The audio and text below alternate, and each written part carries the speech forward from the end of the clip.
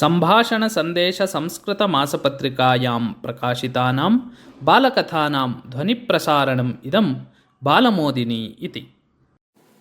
कश्चन राजा, सः अविवेकी, उद्धतः, कोपशीलः, प्रजाकण्टकभूतः, विलासी च। सः जनेभ्यः अधिकं करं स्वीकरोति स्म। अधिकारिणः तु इतोपि दुःशासनं कुर्वन्ति स्म। अतः वस्तूनां मूल्यम् अत्यधिकम् आसीत् तस्मिन् देशे। न केवलं तावत्, धनं दत्तं चेदपि आवश्यकानि वस्तूनि न लभ्यन्ते स्म। आहारस्य महान् अभावः एव आसीत् तत्र। अथ कदाचित् राज्ञः पुत्रौ सञ्चारार्थं प्रस्थितौ। अश्वौ मदभरितौ आस्ताम्। अतः वेगेन धावन्तौ तौ अश्वौ राजकुमारौ पातितवन्तौ। जनाः करुणया राजकुमारयोः समीपमागत्य भवन्तौ कौ इति विचारितवन्तः। आवां राजपुत्रौ इति उक्तवन्तौ राजकुमारौ। म्रियेताम् इति उक्त्वा तयोः दूरे स्थितवन्तः जनाः। भवतोः पिता महतीं पीडां जनयन् अस्ति। न ज्ञायते अग्रे भवन्तौ अपि अस्मान् कियत् पीडयिष्यतः इति। निर्गच्छतामितः इति अकथयन् ते सकोपम्। एतत् निन्दनं सहमानौ तौ राजपुत्रौ मौनेन अग्रे प्रस्थितवन्तौ।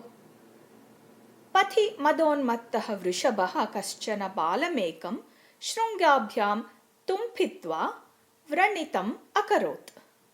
जनाः तस्य उपचारं कृत्वा तं पृष्टवन्तः, भवान् कस्य पुत्रः इति।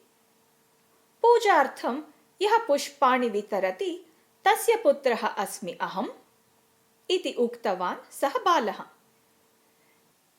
एतद् ज्ञात्वा तं निर्धनं शुश्रूषया सत्कृत्य गृहं प्रापितवन्तः जनाः। राजपुत्रौ सर्वं सूक्ष्मेक्षिकया लक्षितवन्तौ। भटानां सहायेन प्रासादम् आगतौ तौ राजानम् अपृच्छताम्। दुष्टराजा इति जनाः निन्दन्ति भवन्तं। न कोऽपि भवती आदरवान्। आवां ये उपेक्षया दृष्टवन्तः ते एव निर्धनपुत्रम् उपचरितवन्तः। एतत् किमर्थम् इति।